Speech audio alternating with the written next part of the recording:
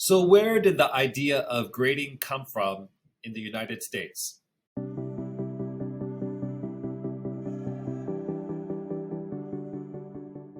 those of you who don't know me, my name is Dr. Jeff.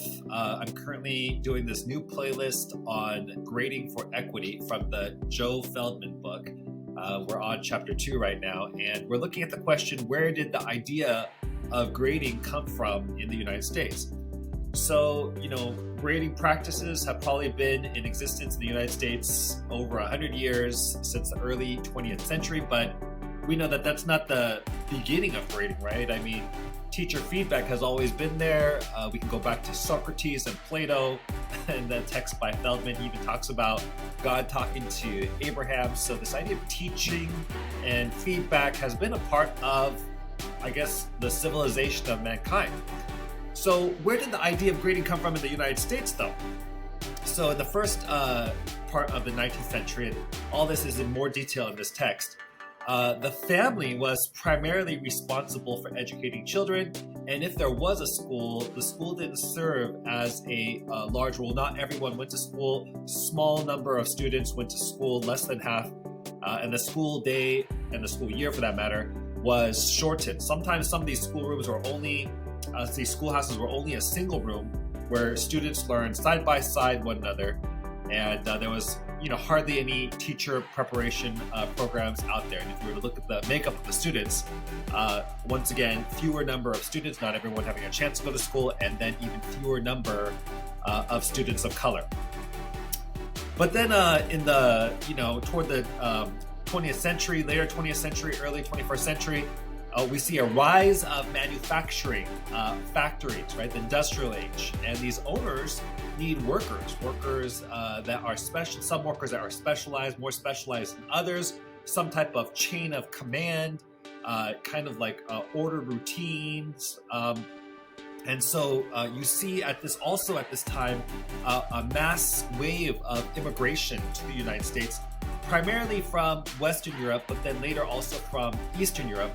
Immigrants from Asia at this time had primarily been excluded from coming to the United States. It was primarily Western Europe and Eastern Europe at this time, where in 1910, 40% of the entire US population had foreign-born parents.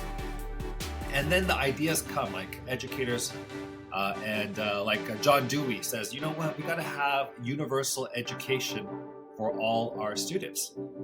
So this is when they also start at the same time having IQ tests. And as they distribute these tests, there's certain groups that do higher and other groups that scored lower. For example, groups from Western Europe would score higher in these tests, and then those from Eastern Europe and African Americans and other minorities would score lower. And this was ascribed, according to Feldman and his research, to, at the time, into the intellectual capacity, character, and upbringing in groups, rather than the cultural biases of these tests. But then, of course, these tests were used to affirm the idea that the United States was indeed a meritocracy. Also, another theme that was occurring during this time was behaviorism, the thought that humans can be taught through extrinsic and reinforcement and consequences.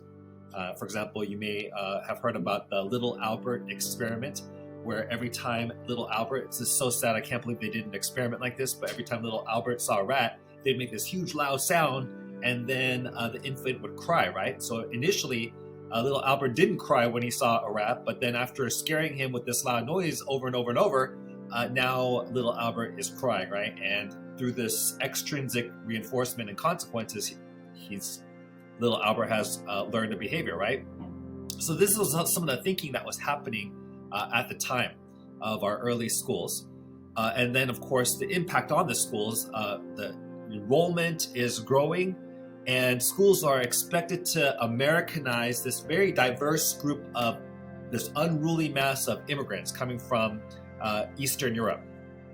And so a great emphasis is placed on punctuality, regularity, attention, silence, as habits necessary through life to be successful, especially with industrialization that's happening at that time. So if students perform more higher on these IQ tests, they were kind of put on the more rigorous academic track that would sometimes lead toward later down the line toward management, things like that. And if folks perform lower on these IQ tests, they might be placed on more vocational tracks. Where does the student belong? Because not everyone could belong in the entire group. So grading in the 20th century, remember it used to be that, if you remember in the later part of the 20th century, remember we talked about that one-room schoolhouse, a very tight-knit community. The teacher might be meeting with parents to give oral reports explaining how their child is doing. It's a small community, written narratives, perhaps even visiting their house to talk about things like penmanship and reading and arithmetic. But now that the schools are larger, educators felt, we can't use these unscientific methods of reporting, and thus came the A through F, sometimes also referred to as the norm referencing grading, and the idea of the bell curve, like there could only be a certain amount of intelligence distributed across the population. Remember that bell curve? For those of you who may remember, and some schools still do this, they still have that bell curve where there's a high number of, let's see, in the middle, right? The C's.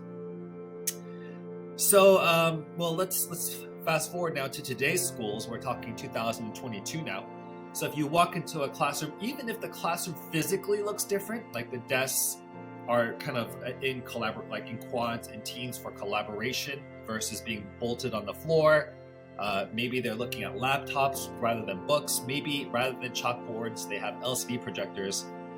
What hasn't changed in most places, and I would also say, by the way, some people still teaching and their rooms still look very much like in the early 20th century, but let's just say it's been changed. But what hasn't been changed is grading and grading systems. So when I ask a lot of students or pre-service teachers or even teachers, hey, why do you have the grading system you have? Oftentimes what they'll say is, well, that's what I grew up with. Okay, so now we kind of know where this grading system came from. And then this begs the question now, like, what should grading look like? Now I'm feeling that desire, like, what, if it's looking like this and it is like this and it has been like this, what do I want to do with my grading practices? What should grading look like? What could grading look like in my class? So I have some thoughts about this. We'll continue on as we go through our study. Right now we're on chapter 2 and we're continuing on. If you like what you're hearing, this helped you think more about grading and grading for equity, go ahead and hit that like button. If you want to hear more about this as we progress through the chapters, go ahead and make sure you subscribe. Once again, the Ed Family channel is all about supporting our students, find out what they're good at so that they can do good with it. This is Dr. Jeff from Ed Family, signing out.